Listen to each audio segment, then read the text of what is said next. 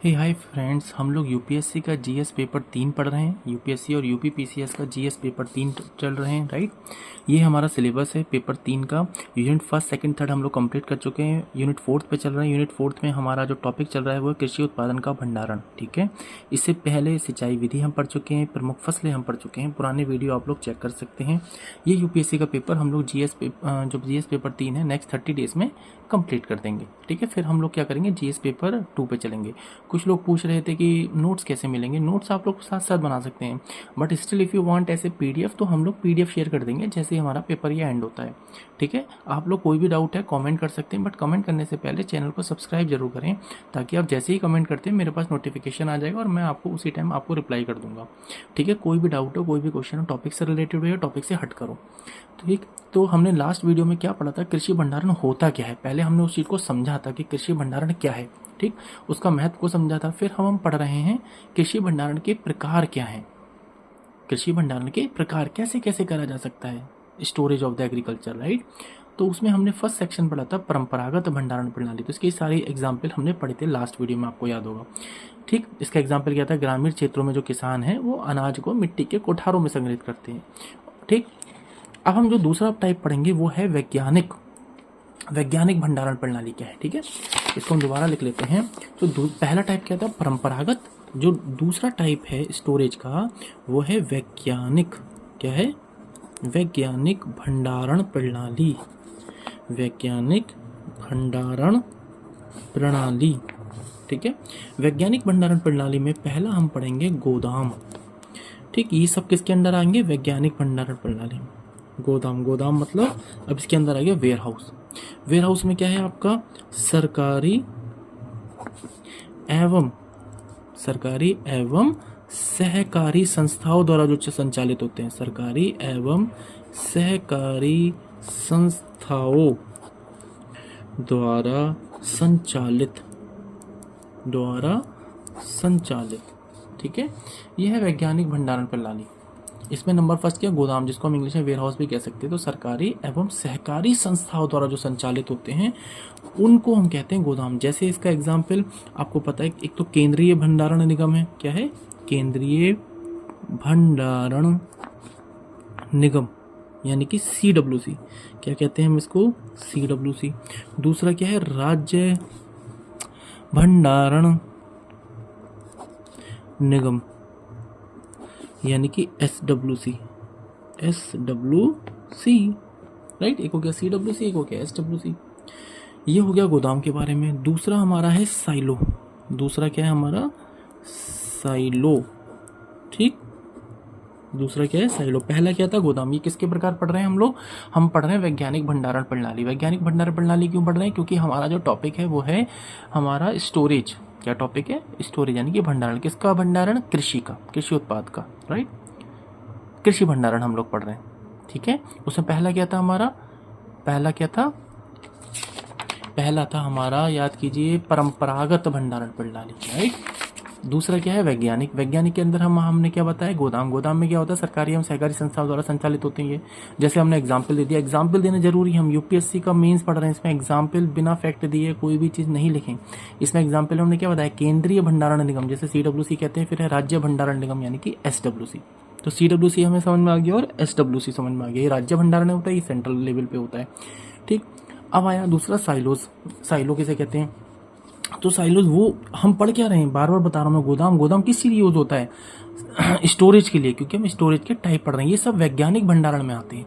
इसको बहुत सारे कोचिंग वाले अलग अलग भी लिखवा देते हैं, लेकिन एक्चुअली ये पार्ट क्या है, वैज्ञानिक भंडारण प्रणाली का है, ठीक है। गोदाम हो गया। दूसरा हो गया साइलो। साइलोज में क्या है कि भाई आधुनिक इस्पात, क्या है, आधुनिक इस्पात या कंक्रीट, आधुनिक इस्पात या कंक्रीट की संरचनाएं, आधुनिक इस्पात या कंक्रीट की संरचनाएं, इसको हम क्या कहते हैं, साइलोस कहते हैं। आधुनिक इस्पात या कंक्रीट की संरचनाएं, ठीक, इसको क्या कहते हैं, साइलोस कहते हैं। ये क्या होती है, दीर्घकालीन भंडारण के लिए यूज होती हैं। दीर्घकालीन भंडारण के लिए यूज होता है कौन, साइलोस, ठीक। एग्जाम्पल कहाँ होता है भाई, ये हरियाणा में, हाँ, हरियाणा और मध्य प्रदेश, हरियाणा और मध्य प्रदेश में यूज होता है भाई आधुनिक गेहूं, किस चीज को सेव करने के लिए, आधुनिक गेहूं साइलोज के लिए। इसको क्या बोलते हैं, आधुनिक गेहूं साइलोज, क्योंकि इसमें गेहूं सेव करते हैं वो लोग। तो हरियाणा और मध्य प्रदेश में साइलोज यूज होते हैं। ठीक है, इसमें कोई कंफ्यूजन कोई डाउट हो तो आप कमेंट कर सकते हैं।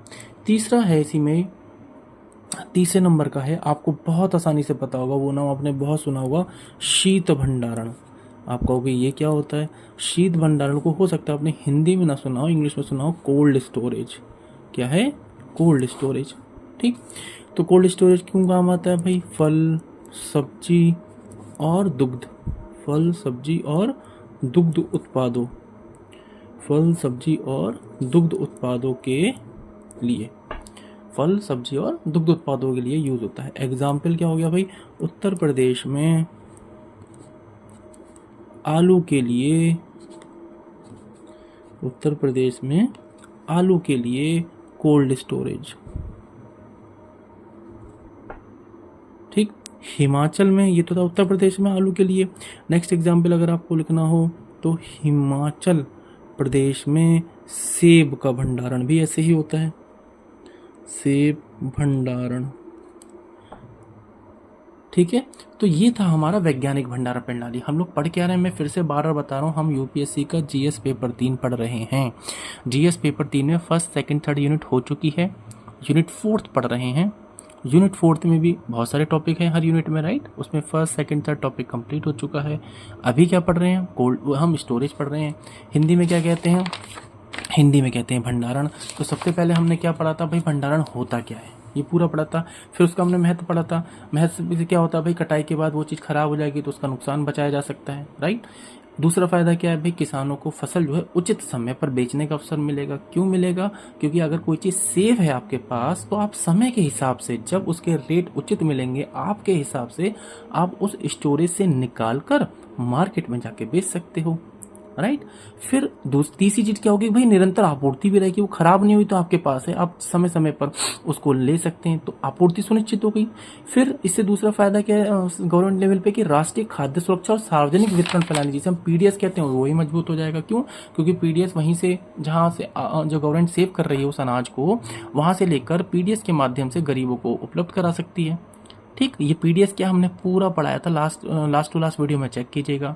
ठीक, एफसीआई क्या करता है, गेहूं को या धान को सेव करता है गोदामों में, और पीडीएस के माध्यम से गरीबों को क्या करता है, उपलब्ध कराता है। कैसे उपलब्ध कराता है, पूरा हमने पूरी बताई थी सरकार की स्कीम, ये आप लोग मुझे कमेंट करके बताइएगा। ये तो हुआ आपका महत्व क्या है, होता क्या है कृषि भंडारण। अब इसके प्रकार में हमने क्या बताया, परंपरागत भंडारण प्रणाली क्या थी, इसमें क्या बताया था, जैसे मिट्टी के कोठार हैं, बांस की कोठियां हैं, मटका है, गड्ढे हैं, इस तरीके से सेव करते थे। ग्रामीण क्षेत्रों में आज भी मिट्टी के कोठारों में चीजें सेव करी जाती हैं, राइट।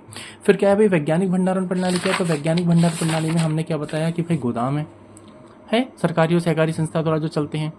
जैसे केंद्रीय लेवल पर जो भंडारण निगम है उस पूरी संस्था को कहते हैं सीडब्ल्यूसी, और राज्य भंडारण निगम जो है उसको क्या कहते हैं, एसडब्ल्यूसी। फिर साइलोज होते हैं, साइलोज क्या होते हैं, जो आधुनिक इस्पात और कंक्रीट जैसी संरचनाएं, ये दीर्घकालीन भंडारण के लिए यूज होती हैं। जैसे हरियाणा और मध्य प्रदेश में आधुनिक गेहूं के साइलोज हैं, जिसमें गेहूं रखा जाता है, कहाँ, हरियाणा और एमपी में, साइलोज। फिर एक होता है शीत भंडारण। शीत भंडारण मतलब जो कोल्ड स्टोरेज है, ये फल सब्जी और दुग्ध उत्पादों के लिए यूज होते हैं। जैसे उत्तर प्रदेश में आलू के लिए कोल्ड स्टोरेज है, राइट, फल सब्जी और दुग्ध उत्पादों के लिए, और हिमाचल में सेब के लिए। तो ये हो गए सारे प्रकार, ठीक है। अब हम पढ़ ले रहे हैं, इसी में ही एक चीज और ऐड कर दे रहे हैं, फिर हम नेक्स्ट टॉपिक स्टार्ट करेंगे आपका कि कृषि भंडारण से जुड़ी सरकारी पहल क्या है। कृषि भंडारण से जुड़ी सरकारी पहल क्या है, तो नेक्स्ट हमारी हेडिंग है, नेक्स्ट हमारा इसी का ही पार्ट है, ये अलग नहीं है। कृषि भंडारण, जब आपका मेंस आएगा आपको उसमें लिखना है कि भाई सरकारी पहल कौन कौन सी हैं, आप इसी में एग्जाम्पल में ऐड कर सकते हैं, जुड़ी सरकारी पहल। हम लोग आपको प्रॉपर फैक्ट देंगे जो आपको मेंस में लिखने हैं, इन्हीं आंसर में जो ऐड करने हैं, ठीक है। कृषि भंडारण से जुड़ी सरकारी पहल।